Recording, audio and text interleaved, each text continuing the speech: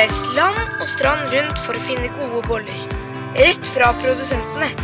Og jeg har satt sammen gode oppskrifter sånn at du skal få kunne lage perfekte boller. Alt dette får du bestilt rett hjem på døra. Bestill på boller.levert.no i dag.